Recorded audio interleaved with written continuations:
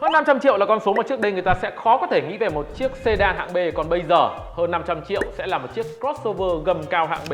Nó có thể là 7 chỗ nữa.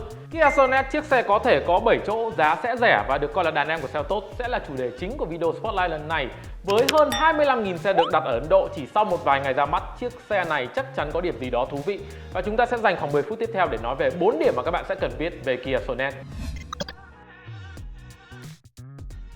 Kia Sonet được ra mắt ở thị trường Ấn Độ với phần kích thước và động cơ hoàn toàn có chủ đích, đó là chiều dài tổng thể không quá 4m và động cơ xăng không quá 1.2 để giảm thuế.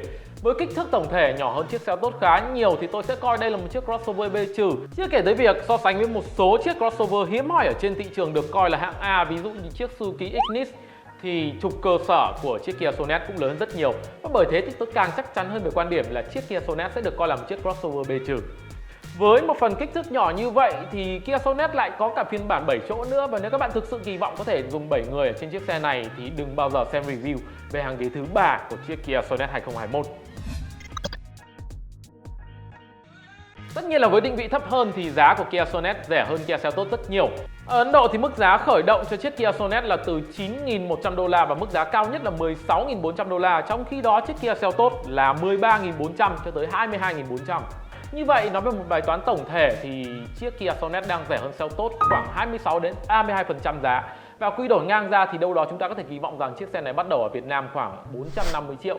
Nhưng có lẽ con số đó sẽ khá là xa vời với chiếc Kia Morning bây giờ còn là 439 triệu. Thế nên tôi cho con số hợp lý để kỳ vọng ở đây sẽ là trên 500 triệu mức giá khởi động cho Sonet 2021. Mặc dù tôi cho rằng Sonet sẽ khó có thể dịch ra là giá rẻ ở bất cứ ngôn ngữ nào, nhưng rõ ràng mục tiêu giá rẻ là bao trùm toàn bộ mẫu xe của Kia. Và bởi thế chúng ta cũng sẽ có 3 cái động cơ nó rất là khiêm tốn thôi. Động cơ 1.2 hút khí tự nhiên, động cơ 1.0 tăng áp và động cơ dầu 1.5. Với một khao khát hết sức cháy bỏng của người Việt Nam là chở được 7 người trong một chiếc xe giá cực rẻ thì hãy kỳ vọng rằng Thaco sẽ sớm mang về động cơ dầu đi. Quay về với thực tế thì cả ba động cơ kể trên đều nhỏ hơn 2.0, thế nên chúng ta hoàn toàn có thể kỳ vọng là nó sẽ xuất hiện ở Việt Nam. Ở Ấn Độ với chiếc Kia Sonet người ta có tới 4 tùy chọn hộp số khác nhau cơ. Nhưng với những gì mà chiếc Kia Seltos đang thể hiện với hộp số tự động 7 cấp liên hợp kép thì tôi cho rằng lựa chọn khôn ngoan của nhà phân phối ở đây sẽ là hộp số tự động 6 cấp.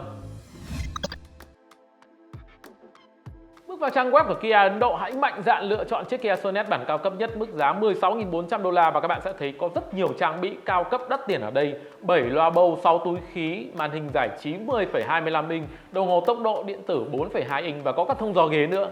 Nói về công nghệ ở trên những chiếc xe Kia luôn luôn khiến cho tôi cảm thấy vô cùng là đau đầu vì chúng ta có quá nhiều thứ để kể lể. Một chiếc xe có mức giá 374 triệu ở Ấn Độ nhưng các bạn sẽ có đề nổ từ xa, vô lăng đê cắt, đèn tự động, cửa sổ trời, điều hòa hàng hai và gương cũng chống chói tự động luôn.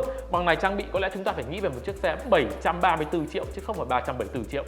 Phong cách thiết kế nổi bật cũng là một điểm khác mà chúng ta cần phải đề cập tới chiếc Kia Sonet, và có rất nhiều đường nét người ta nhìn thấy nó giống với chiếc Kia Seltos.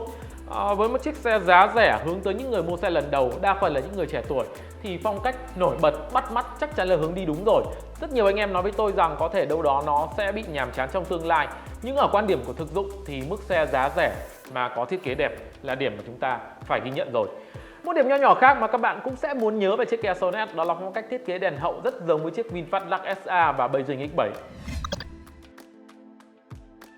Hai cái tên Sorento và Seltos sẽ là một minh chứng không thể rõ ràng hơn cho giai đoạn mà nhà phân phối Thaco quay trở lại vực dậy thương hiệu Kia sau một giai đoạn bỏ rơi khá lâu.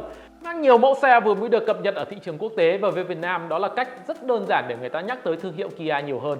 Kia Sonet sẽ là một cái tên như vậy. Mẫu crossover này dự kiến được ra mắt ở Việt Nam vào tháng 9 năm nay. Tuy nhiên các bạn có thể thấy do ảnh hưởng của Covid-19 mà chúng ta sẽ không biết chính xác là bao giờ thì Sonet được ra mắt. Và điều này thì không làm cho chiếc Sonet mất đi sức hấp dẫn, đặc biệt là trong bối cảnh mà phân khúc crossover B trừ còn đang bị bỏ ngỏ. Các bạn có nhận định như thế nào về chiếc Kia Sonet? Mời chia sẻ với GearUp ngay ở phần comment.